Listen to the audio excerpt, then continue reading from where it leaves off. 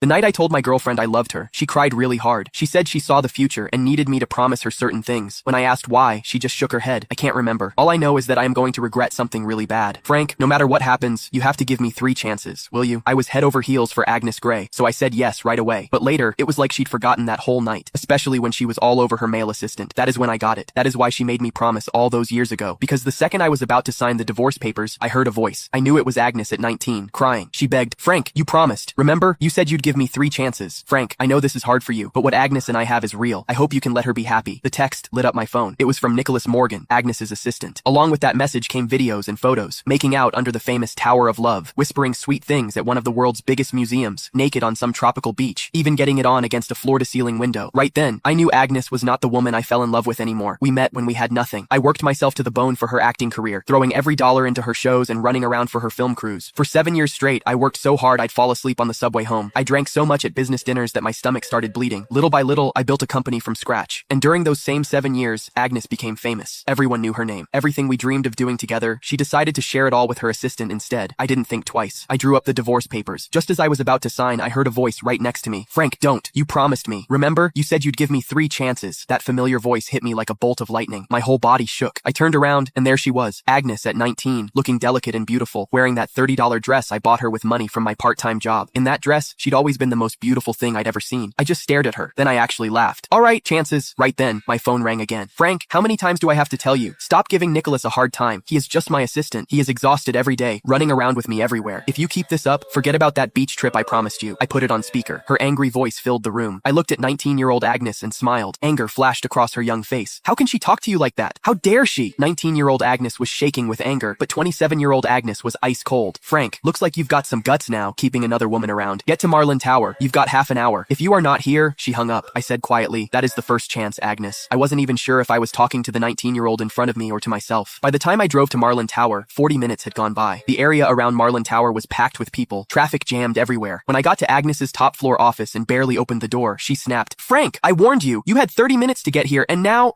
I cut her off, turned around, and flopped onto the couch like I didn't care. Nicholas was there too. He kept his head down, eyes all red, his right hand holding his left wrist. My attitude seemed to set Agnes off. She slammed her hand on the desk. Frank, what is with that attitude? You still won't admit you were wrong? But before I could say anything, Nicholas jumped in. Agnes, it is nothing really. Just a watch. Don't blame Frank. That just made Agnes angrier. But instead of yelling at him, she held back and softened her voice. How can you say it is nothing? He is so petty. He even tried to steal the birthday gift he gave you. Don't worry. I am not taking his side. Then she turned back to me, her voice sharp as a knife. Frank, I am giving you one last chance.